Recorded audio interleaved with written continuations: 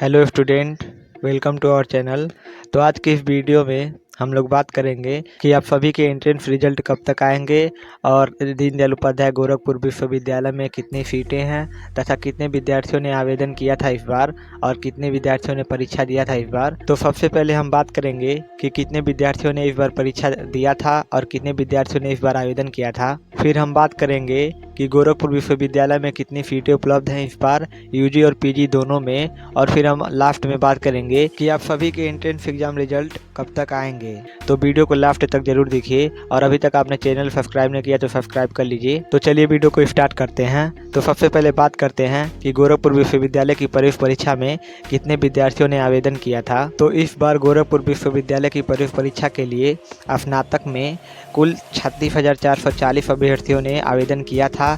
यानी कि स्नातक का मतलब BA, BSc, BCom, BCA, BBA ये सब आते हैं। तो स्नातक में 36,840 अभ्यर्थियों ने आवेदन किया था और उनमें से 28,253 विद्यार्थियों ने फ्री परीक्षा दिया था। यानी कि 8,587 विद्यार्थियों ने परीक्षा छोड़ दिया था। लेकिन बात करें अगर परास्नातक की, तो परास्नातक में यानी कि PG में टोटल 11,370 अभ्यर्थियों ने आवेदन किया था गोरखपुर विश्वविद्यालय की प्रवेश परीक्षा के लिए और उनमें से 9,914 विद्यार्थियों ने प्रवेश परीक्षा दिया था। यानी कि 1,456 विद्यार्थियों ने परीक्षा नहीं दिया था इस बार PG में। और प्रवेश परीक्षा के अंतिम दिन जब BSc MLT की प्रवेश परीक्षा थी तो BSc MLT में टोटल 457 विद्यार्थियों ने आवेदन किया था, जिसमें से 341 विद्यार्थी उपस्थित रहे थे और 116 विद्यार्थी अनुपस्थित रहे थे। तो अब बात करते हैं कि गोरखपुर विश्वविद्यालय के मेन कैंपस में कितनी सीटें उपलब्ध हैं। तो सबसे पहले बात करेंगे यूजी की।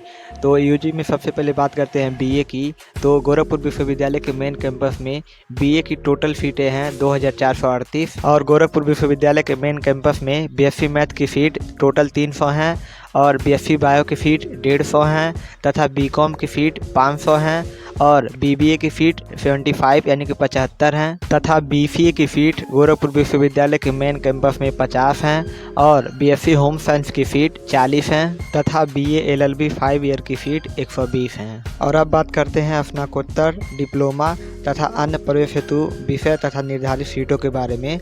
तो बात करते हैं हिंदी की। तो हिंदी में टोटल निर्धारित सीटें 120 हैं, लेकिन EWS सर्टिफिकेट को लेकर टोटल सीटें 150 हो जाती हैं। और अगर बात करें अंग्रेजी की, तो अंग्रेजी में भी 120 सीटें हैं और EWS सर्टिफिकेट को लेकर 150 सीटें हो जाती हैं। और संस्कृत में भी 120 सीटें हैं और EWS सर्टिफिकेट को लेकर 150 सीटें हो जाती हैं। उर्दू में 60 सीटें हैं और EWS सर्टिफिकेट को लेकर 74 सीटें हो जाती हैं। और समाजशास्त्र में 120 सीटें हैं, लेकिन EWS सर्टिफिकेट को लेकर टोटल 150 सीटें हो जाती हैं।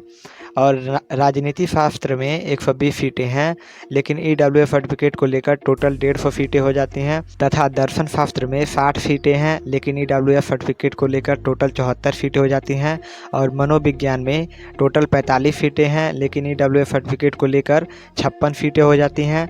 और मध्यकालीन एवं आधुनिक इतिहास में टोटल 120 सीटें हैं, लेकिन EWS सर्टिफिकेट को लेकर टोटल 150 सीटें हो जाती हैं। और प्राचीन इतिहास, पुरातत्व एवं संस्कृत में टोटल 120 सीटें हैं, लेकिन EWS सर्टिफिकेट को लेकर टोटल 150 सीटें हो जाती हैं। तथा बात करें भूगोल की, तो भूगोल में टोटल 50 सीटें हैं और EWS सर्टिफिकेट को लेकर टोटल 62 सीटें हो जाती हैं। और दृश्य कला में टोटल 50 सीटें हैं, लेकिन EWS सर्टिफिकेट को लेकर टोटल 62 सीटें हो जाती हैं। मंच कला में 30 सीटें हैं और EWS सर्टिफिकेट को लेकर 36 सीटें हो जाती हैं। और शिक्षा शास्त्र में 50 सीटें हैं और EWS सर्टिफिकेट को लेकर टोटल 62 सीटें हो जाती हैं। और रक्षा एवं स्ट्रैटेजिक अध्ययन में टोटल 50 सीटें हैं, जिसमें MA प्लस MSc दोनों का है और EWS सर्टिफिकेट लेकर 62 सीटें हो जाती हैं। तथा सांख्यिकी में यानी कि स्टैटिक्स में टोटल 20 सीटें हैं MA MSc दोनों का मिला के, लेकिन EWS सर्टिफिकेट के बाद टोटल 24 सीटें हो जाती हैं। और मैथ्स में MA MSc दोनों का मिला के 120 सीटें हैं, लेकिन EWS सर्टिफिकेट को मिला दें तो टोटल 150 सीटें हो जाती हैं। और फिजिक्स में यानी कि भौतिकी में टोटल 50 सीटें हैं और EWS सर्टिफिकेट के बाद 62 सीटें हैं।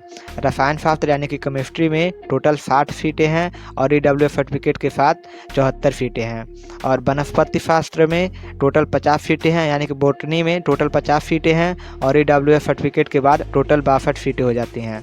और प्राणी विज्ञान यानी कि जूलॉजी में टोटल 50 सीटें हैं, लेकिन EWF सर्टिफिकेट के बाद टोटल 62 सीटें हो जाती हैं। तथा बात करें पर्यावरण विज्ञान की, तो पर्यावरण विज्ञान में टोटल 20 सीटें हैं, जिसमें 16 फ्री वाली हैं और 4 पेड सीट है, लेकिन EWF सर्टिफिकेट के बाद टोटल 20 + 4 पेड सीटें हो जाती हैं। और इलेक्ट्रॉनिक्स में 15 सीटें हैं टोटल, लेकिन EWF सर्टिफिकेट के बाद 18 सीटें हो जाती हैं। और माइक्रोबायोलॉजी में टोटल 20 सीटें हैं, लेकिन EWF सर्टिफिकेट के बाद टोटल 24 सीटें हो जाती हैं। और बायोटेक्नोलॉजी में 20 सीटें हैं, लेकिन EWF सर्टिफिकेट के बाद टोटल 24 सीटें हो जाती हैं। और गृह विज्ञान में भी 14 सीटें हैं, लेकिन EWF सर्टिफिकेट के बाद टोटल 16 सीट हो जाती हैं। तथा आपदा एवं राष्ट्रीय सुरक्षा प्रबंधन में स्नातकोत्तर डिप्लोमा में टोटल 50 सीटें हैं और EWF सर्टिफिकेट को लेकर 62 सीटें हो जाती हैं। और MCOM की टोटल 120 सीटें हैं और EWF सर्टिफिकेट को लेकर 150 सीटें हो जाती हैं। और MA अर्थशास्त्र में टोटल 120 सीटें हैं, लेकिन EWF सर्टिफिकेट के बाद टोटल 150 सीटें हो जाती हैं। और LLM में यानी कि LLM में टोटल 30 सीटें हैं और EWF सर्टिफिकेट के बाद टोटल 36 सीटें हो जाती हैं। और MSc कृषि में 15x15 की सीटें हैं, यानी कि प्रति विषय केवल महाविद्यालयों में है, तथा EWF के बाद 18x18 की हो जाती हैं। और LLB में 300 बार कौंसिल के आदेश के अधीन है, तथा MED में विश्वविद्यालय केंद्र तथा महाविद्यालयों में टोटल 50 + 100 महाविद्यालयों में यानी कि 150 NCTE के अधीन है। और BPED की बात करें तो केवल महाविद्यालयों में 150 NCTE के अधीन सीटें हैं। तथा पोस्ट बेसिक BSc नर्सिंग की बात करें तो BSc नर्सिंग की टोटल सीटें केवल 20 हैं और केवल गोरखनाथ कॉलेज ऑफ नर्सिंग में हैं। और EWF सर्टिफिकेट के बाद टोटल 22 सीटें हो जाती हैं। और अगर बात करें BJ की, तो BJ की टोटल सीटें 50 हैं। तो अब बात करते हैं कि गोरखपुर विश्वविद्यालय के एंट्रेंस एग्जाम के रिजल्ट कब तक आएंगे। तो गोरखपुर विश्वविद्यालय द्वारा यह बता दिया गया था कि गोरखपुर विश्वविद्यालय में जो प्रवेश परीक्षाएँ हो रही हैं उनके हफ्ते भर में रिजल्ट आ जाएंगे, यानी कि लगभग 1 वीक में सभी के रिजल्ट आ जाएंगे। यानी कि अगर मान के चलें तो नवंबर के फर्स्ट वीक में आप सभी के रिजल्ट आ जाएंगे। 1 नवंबर तक या नवंबर के फर्स्ट वीक में आप सभी के रिजल्ट आ जाएंगे।